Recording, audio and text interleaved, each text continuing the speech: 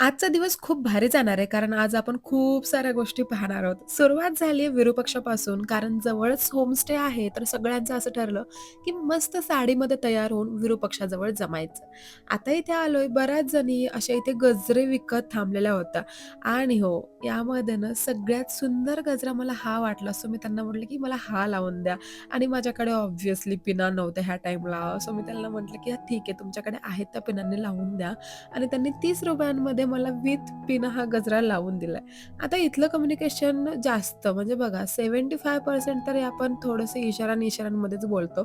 कारण त्यांना बहुतेक करून असं हिंदी फार परफेक्ट येत नाही आणि आपल्याला त्यांची लँग्वेज. त्यामुळे ह्या सगळ्या गोष्टी थोड्याशा ॲडजस्टमेंटने चालतात. त्यानंतर आम्ही आलोय इथे म्हणजेच कोरॅकल राईड पॉइंटला. थोडंसं चालून त्या पॉइंटपर्यंत पोहोचलं की झालं. आता बघा तुंगभद्रा नदीवरचं हे कोरॅकल राईड पॉइंट. कोरॅकल राईड म्हणजे काय? हे आता तुम्हाला हां, कळेलच. म्हणजे टोपलीमध्ये केले जाणारे राईड. आपल्या इकडे अशा मोठ्या-मोठ्या टोपल्या कधीच पाहायला तुम्हाला मिळणार नाहीत. बट इथे त्यांच्या वर्षानुवर्ष चालत येणाऱ्या परंपरेनुसार त्यांची ही राईड चालते. सुरुवातीच्या काळामध्ये अनेक कामांसाठी ही कोरॅकल राईडच्या ज्या आपल्या टोपल्या असतात त्या यूज व्हायच्या. त्याच्यामध्ये बसून ते इकडे-तिकडे फिरायचे इन नदीमध्ये. बट आता आपल्यासारखे पर्यटक जेव्हा तिथे जातात, तेव्हा त्यांच्यासाठी हा खूप मेन पॉइंट आणि अट्रॅक्शनचा पॉइंट ठरतो. एकतर आम्ही तिथे गेलो आणि आम्हाला इतकं सारं पाणी पाहूनच भारी वाटलंय. कारण कालपासनं इतकं उन्हामध्ये तपायला झालं होतं, की बापरे! बघायलाच नको. पण हे सगळं पाणी, इथलं वातावरण एकदम भारी फील होऊन गेलं. इकडचं-तिकडचं पाणी आणि या सगळ्यांमुळे थोडीशी सर्दी, आवाजातला बदल, हे सगळ्या गोष्टी सुरूच आहेत. त्या तुम्हाला जाणवत असणार आहेत आवाजातून. बट हॅपीनेस खूप आहे, समाधान खूप आहे आणि इथे शांतता खूप आहे. बघा, या नदीवर ना आजही चालणारी कोरॅकल राईड ही शेकडो वर्षापासूनची जुनी परंपरा आहे, जसं की मी बोलले.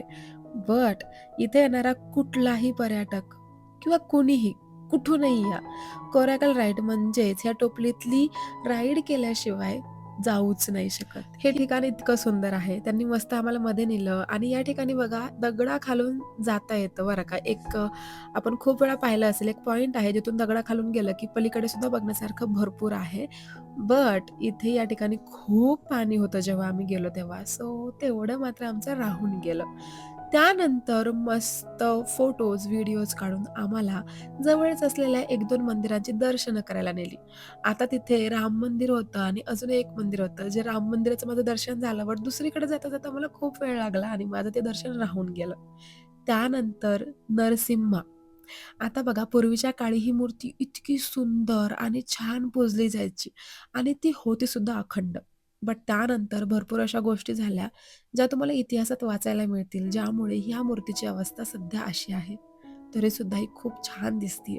उग्र अवतारातली आहे, त्यामुळे साहजिकच तुम्हाला ही थोडीशी उग्र दिसणार आहे. त्यानंतर पाण्यातलं शिवलिंग आणि नंदी, जिथे छान असं शूट करता आलं असतं, जर पाणी थोडंसं कमी असलं असतं, बट नाही. खूप अंधुक-अंधुक सगळं दिसलं, त्यामुळे ते तिथेच सोडून मी आजूबाजूचा परिसर मस्त एन्जॉय केला आणि आता यानंतर थोडंसं दूर गेलो आणि तिथे आपल्याला बघायचं होतं अजून एक छानसं ठिकाण, जे तुम्हाला पुढच्या व्हिडिओमध्ये मी दाखवणार आहे. बट त्याआधी आता चेंज करून घेऊया, कारण सकाळपासून साडीमध्ये इकडे-तिकडे फिरणं खरंच मोठा टास्क आहे. So stay tune.